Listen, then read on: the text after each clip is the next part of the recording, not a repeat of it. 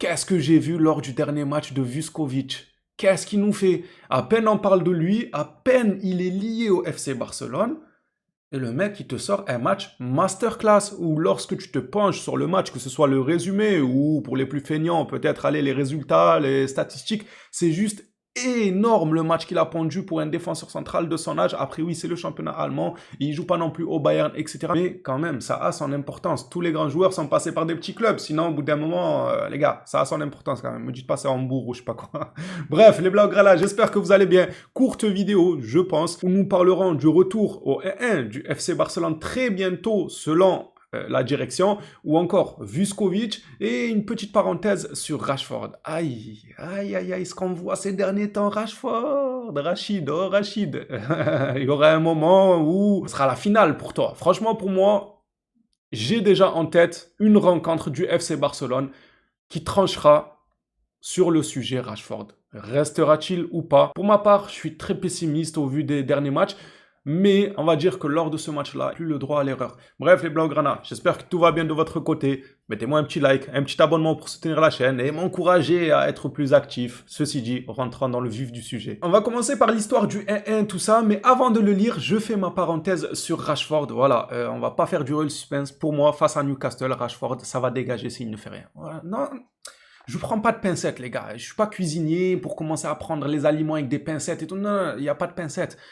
Contre Newcastle, si ce n'est pas le tournant du match qui vient d'un Rashford solide, créateur, avec de l'envie, hargneux sur le terrain, franchement, ça ne fera aucun doute. Parce que ça fait un moment qu'on se repose sur ses assists, sur ses buts, il nous a sauvé des matchs, que ce soit en Liga, que ce soit en Ligue des Champions. Mais encore une fois, comme j'aime le répéter depuis tant d'années, un joueur du FC Barcelone ne se doit pas de faire des fulgurances de temps en temps. C'est comme Olmo, quand je lui tombe dessus, comme dit « Ah oui, mais tu oublies le championnat qu'on a gagné, il nous a fait gagner 6 matchs. » Et alors? Et alors? Même une grand-mère, tu la mets au FC Barcelone dans un collectif comme ça, elle peut te faire gagner 6 matchs sur un malentendu. Elle est là, elle traîne dans la surface, hop, elle met un coup de dentier, but. Arrêtez de vous foutre de la gueule des gens, au bout d'un moment, c'est pas comme ça.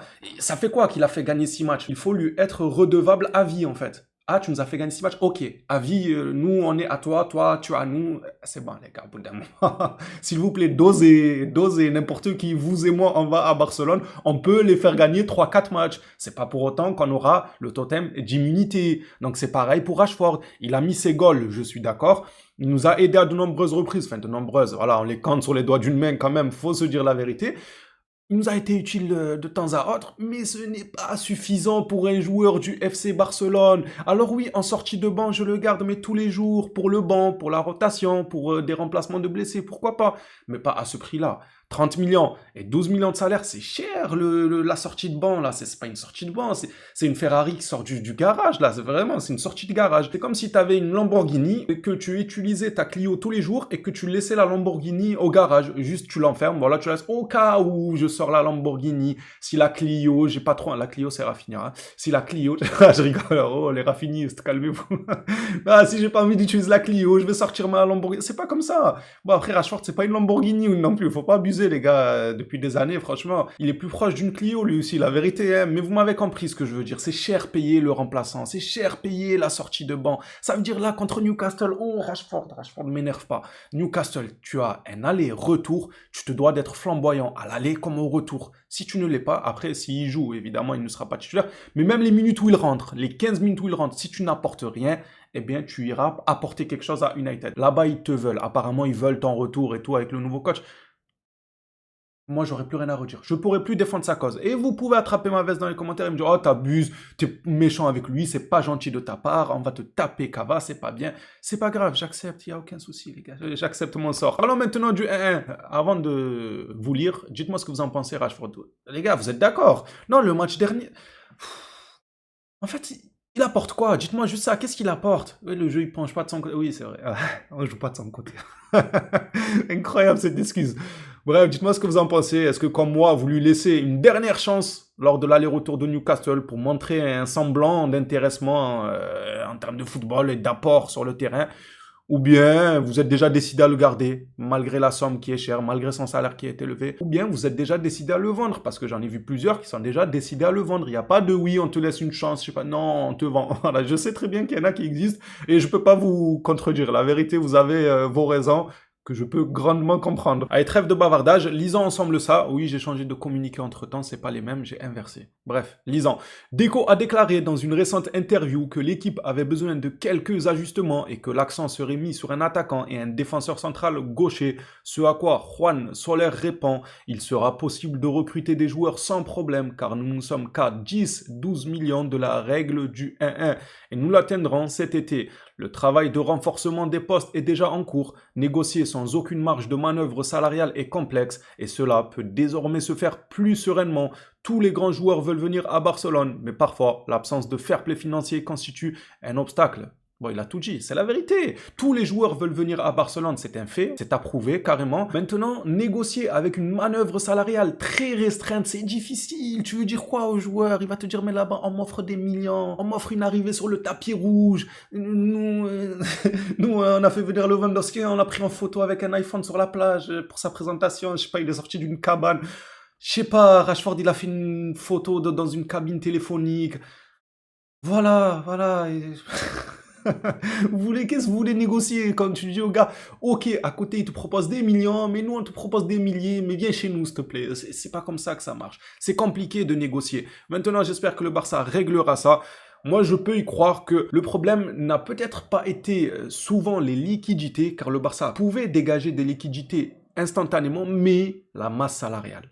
Moi, j'y crois et pour moi, c'est le plus logique. Tu peux pas dépasser un certain montant et la Liga, elle te casse la tête, etc. Bref, on se sait déjà tout ça, pas besoin de rentrer dans les détails.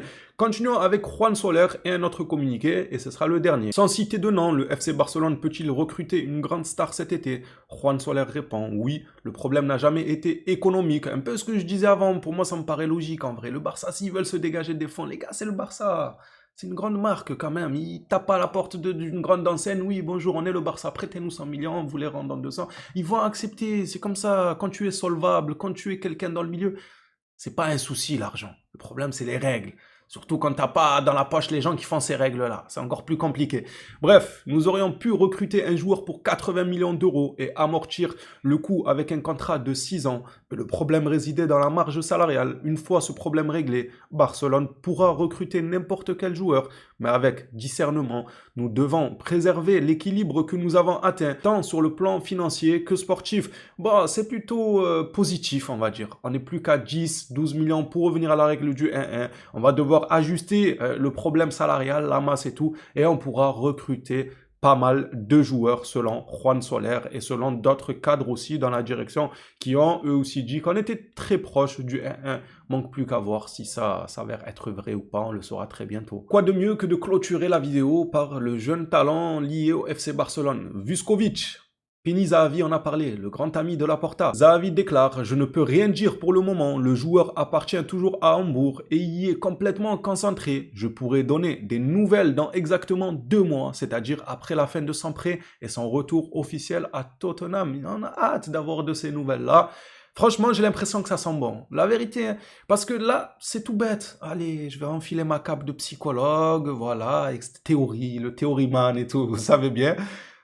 Pini Zahavi, qu'est-ce qui l'empêchait de dire c'est un joueur prêté à Hambourg, il va retourner à Tottenham, c'est un joueur qui appartiendra à Tottenham, il n'y a plus rien à rajouter. Mais là, il nous dit, je ne peux rien dire pour l'instant, il appartient à Hambourg, j'en dirai plus quand il reviendra à Tottenham.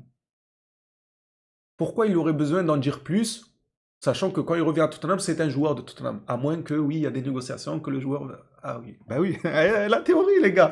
La théorie a de beaux jours devant elle avec moi. Non, s'il dit ça, c'est une porte ouverte. Pour moi, c'est même un garage ouvert à des négociations, probablement, avec ce joueur. Est-ce que ça sera pour le Barça ou pas? Je peux rien vous confirmer à l'heure actuelle, mais c'est Pini Zahavi. Voilà, peut-être que s'il y a un petit coup à faire avec le Barça, je pense qu'il ne serait pas contre l'idée. Passons maintenant au match de ce fameux Vuskovic contre Wolfsburg. C'est ma mémoire, ne me joue pas des tours. À la mi-temps, il avait 10 de notes. C'est quoi ça? C'est rare de voir 10 de notes, hein, la vérité que c'est rare, encore plus pour un défenseur central. Le mec, il avait 10 de notes à la mi-temps. On pourrait se dire, bon, c'est qu'une mi-temps. À la fin du match, ça a dû descendre à 7,58, ce qui est déjà très bon dans un match d'avoir 8. Le mec... Et c'est deviner à combien il est redescendu à la fin du match. Je vais vous l'afficher, voilà, on va pas faire durer le suspense. 9,4.